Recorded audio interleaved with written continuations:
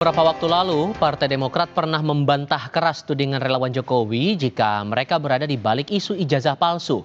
Namun belakangan, beberapa politisi Demokrat kembali menyinggung isu itu di forum publik hingga memicu perdebatan baru dengan para pendukung Jokowi.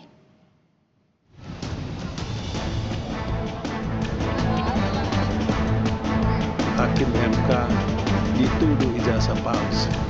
Tapi hebatnya dia tampil di depan tunjuk itu ijazahnya yang asli. Nggak kayak yang lain. Kalau kita lihat politiknya ini ya ujung-ujungnya pertarungan wapres, siapa sih nanti yang menjadi saingannya Gibran jadi wapres. Demokrat lagi-lagi terseret dalam kisruh ijazah Jokowi. Situasi ini terulang kala Beni Kaharman, politisi dari partai milik mantan Presiden Susilo Bambang Yudhoyono ini, menyindir sikap seseorang yang dituduh memiliki ijazah palsu namun enggan memperlihatkan ijazah aslinya kepada publik. Ini berbeda dengan sikap Hakim MK Arsul Sani. Ada juga saya tahu yang bisa beli itu sertifikasi. Mungkin ada yang palsu lagi. Palsu. Ya kalau itu sih ijazah aja palsu ya, apalagi sertifikasi. Teman saya, Pak Menteri, Hakim MK dituduh ijazah palsu. Iya, sahabat baik saya Pak Arsul Sani. Tapi hebatnya dia tampil di depan tunjuk itu ijazahnya yang asli. Nggak kayak yang lain.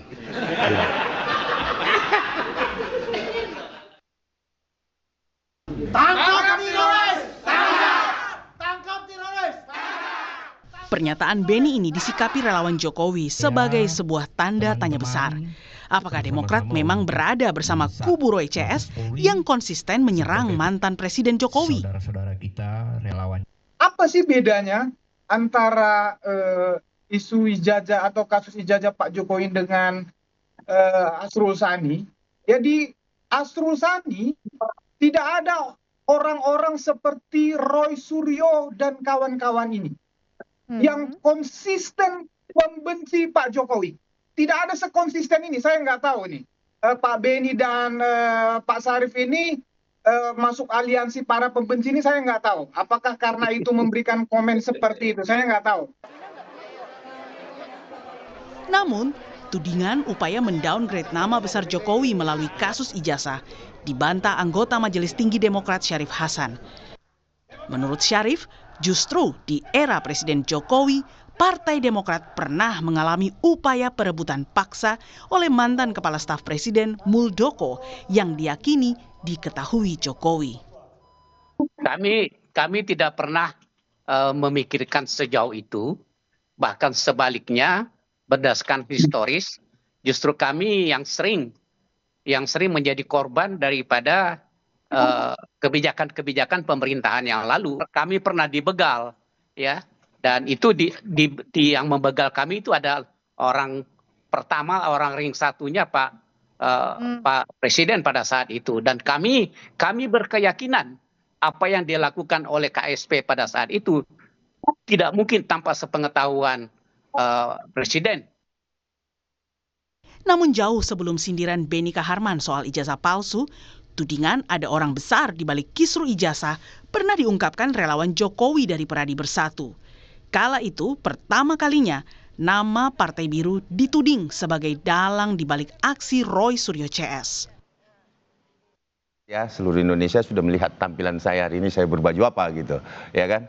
Nah, sisa men-challenge saja, mencari pemikiran sendiri, berpikir masyarakat sendiri. Bahwa siapa sih kira-kira dalangnya gitu loh. Nah, saat ini saya berbaju apa? Nah, itu mungkin salah satu clue yang bisa saya sampaikan.